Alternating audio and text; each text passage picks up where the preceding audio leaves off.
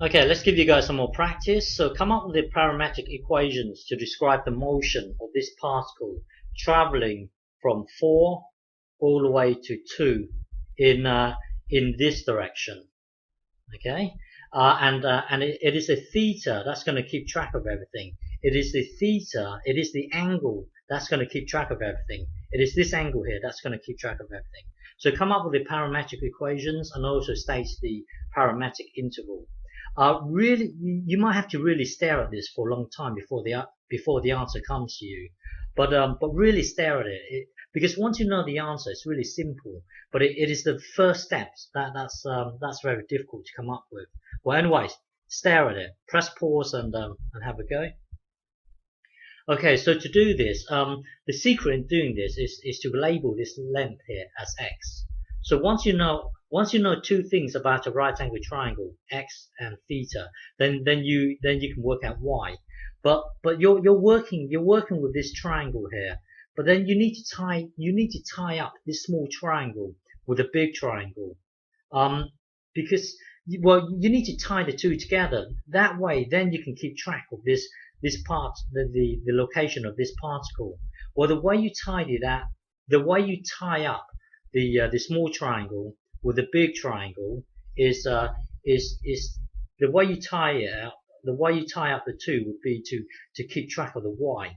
Well, if you look at the y, instead of looking at this small triangle, you should be looking at this small triangle here.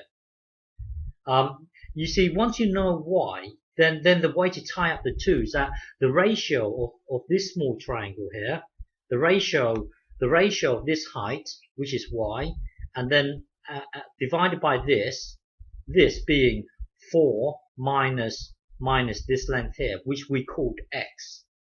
Okay, so the ratio of this divided by this will be the same as the height of this divided by the length of this.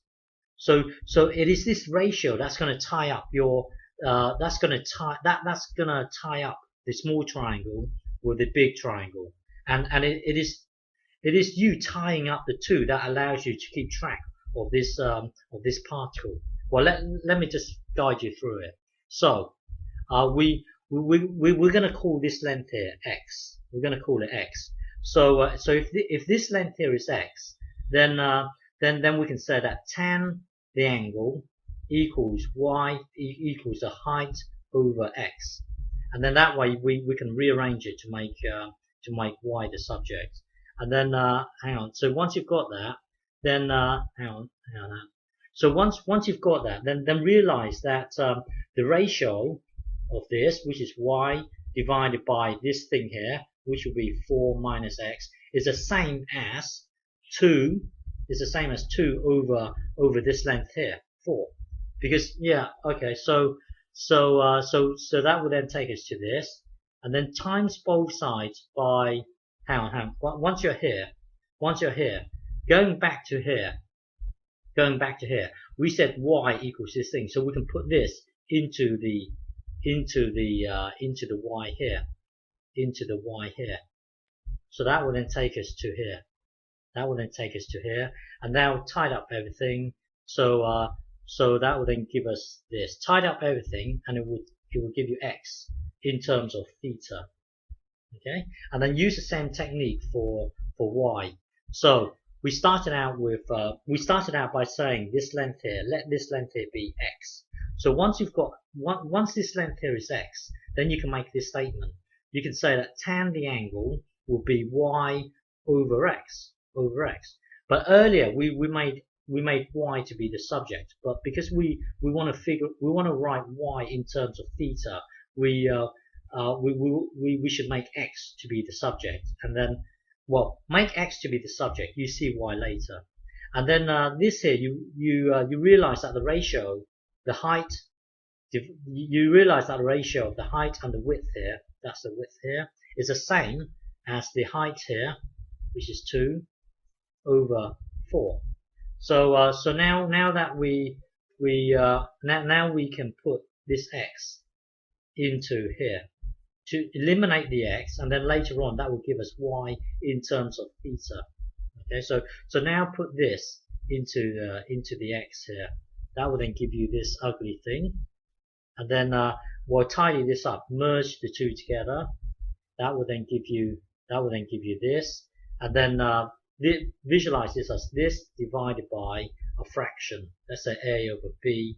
Well, that would be the same as times in b a. This gets multiplied to the top, blah blah. That will then give you this, and then tidy up. That will then give you this. So can you see y is all in terms of theta? So as theta is moving about, you can keep track of the x direction, and you can also keep track of the y direction. So overall, your answer would be this. So as the angle is moving about, you can keep track of x. The x distance is given by this, and the height here, or the height here, is given by this. And it has to be, well, if you think about it, this here was quite obvious. You're moving from an angle of 0 to an angle of pi over 2. If you go beyond that, then it's going to take you beyond this. Well, your overall answer will be this. Okay.